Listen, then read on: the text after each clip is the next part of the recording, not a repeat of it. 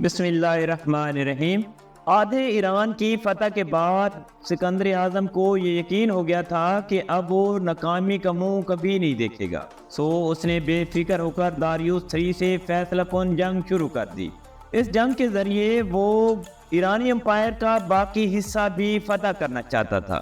سکندر یونانی جو خود کو اب پیش گوئیوں کے مطابق ناقابل شکست سمجھ چکے تھے، ان کے ساتھ اس وقت ایران میں کیا ہوا؟ ایرانی تخت کا ایک تیسرا دعوے دار بھی تھا، وہ کہاں سے آ گیا؟ سکندر اعظم ہندوستان کیسے پہنچے؟ یہ سب جاننے کے لیے اس ویڈیو کو مکمل دیکھیں، اور ویڈیو اچھی لگے تو لائک ضرور کریں۔ دوستو، 333 BCE میں بیٹل آف ایسوس کی شکست کے بعد ایرانی امپائر کا آدھا حصہ چھن چکا تھا۔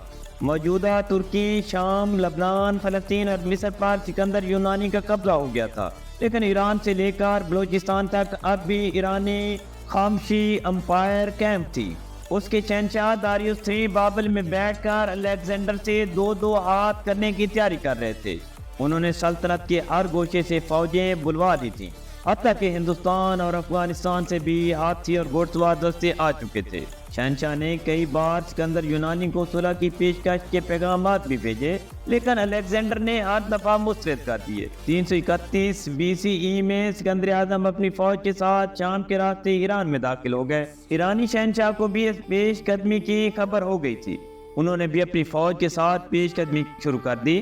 ستمبر کے آخر تک دونوں فوجیں دریائے دجلہ کے پار موجود عراقی شہر کے قریب پہنچ چکی تھی۔ یونانی فوج کی تعداد 47,000 تھی، جبکہ ایرانی فوج کی تعداد 53,000 سے 1 لاکھ کے درمیان میں تھی۔ داریوس ایرانی اور سکندر یونانی دونوں جانتے تھے کہ یہ فیصلہ کن معرکہ ہے، ہارنے والے کے پاس نہ سلطنت رہے گی اور نہ زندگی، اس لیے دونوں نے اپنی پوری طاقت اور سارا تجربہ، سارا جنگی ایکسپیرینس اس جنگ میں جھونک دیا۔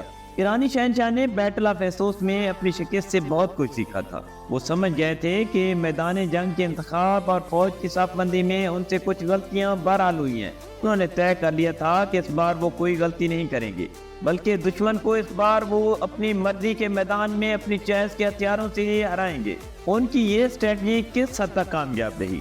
میں ہوں مہر قاسم اور آپ دیکھ رہے ہیں میرا YouTube channel lovers of knowledge. دوستو، 1 اکتوبر 331 BCE کے روز ایریل کے قریب ہوا بیلا کے میدان میں ایرانی اور یونانی فوجیں آمنے سامنے کھڑی تھی۔ اس میدان جنگ کا انتخاب ایرانی شہنشاہ نے کیا تھا۔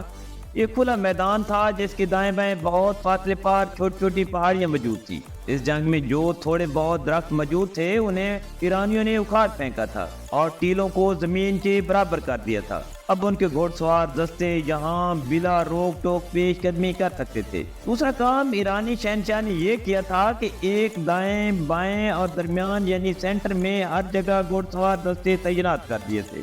بائیں بازو کی گھوڑ سوار فوج افغان علاقے سے آئی تھی، جس کی کمان وہاں کے ایرانی گورنر بیسز کر رہے تھے۔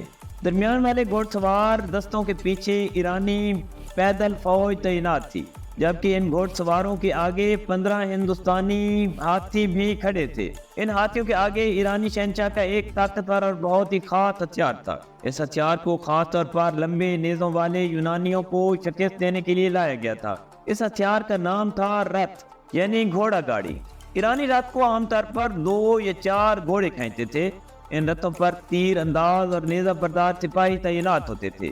رتھوں کے پہیوں کے ساتھ خاص طور پر دونوں طرف تیز دھار والے لمبے بلیڈز لگے ہوتے تھے، جو اسے ایک خوفناک ہتھیار میں بدل دیتے تھے۔ جنگ کے موقع پر یہ رتھ دشمن کی صفوں میں گھس جاتے تھے، جبکہ دوسری طرف لگے ہوئے لمبے بلیڈ دشمن کی صفوں کو چیرتے ہوئے راستہ بناتے تھے۔ اس طرح رتھ کے حملے سے صفوں میں دراڑ پڑ جاتی تھی۔ پھر ان میں ایرانی گھوڑ سوار یا پیدل دستے آسانی سے داخل ہو کر دشمن کا صفایا کر سکتے تھے۔ ایرانیوں کے پاس ایسے 200 رتھ تھے۔ ان کے بل بوتے پر ایرانی شہنشاہ کو بہت اعتماد تھا۔ اسے اعتماد تھا کہ یہ رتھ دشمن کے پرخچے اڑا دیں گے۔ شہنشاہ کے پیچھے کافی فاصلے پر ہزاروں ریزرو ایرانی بھی تعینات تھے۔ تو اس طرح دوستوں، تعداد، ہتھیاروں اور میدان جنگ تینوں معاملوں میں ایرانیوں کو یونانی فوج پر برتری حاصل تھی۔ سکندر اعظم کی فوج ان سے کم تھی۔ سکندر یونانی بھی یہ سب دیکھ کر بھانپ چکے تھے کہ دشمن کے ساتھ اب اگر روایتی طریقے سے جنگ لڑی گئی تو بہت مہنگی پڑے گی۔ چنانچہ انہوں نے ایک شاطر کمانڈر کی طرح اپنی ہر چال بدل لی۔ اور غیر روایتی طریقے سے جنگ لڑنے کا فیصلہ کیا۔ بیٹل آف ایسوس کی طرح اس بار بھی ان کی ساری حکمت عملی کا مرکزی نقطہ وہی تھا کہ کسی طرح شہنشاہ باریوس III کو گھیر لیا جائے، کیونکہ اگر وہ پکڑے جاتے ہیں یا مارے جاتے ہیں تو ایرانی فوج ظاہر ہے بھاگ کھڑی ہوگی، جیسے سے پہلے ایسوس کی جنگ میں بھاگ کھڑی ہوئی تھی۔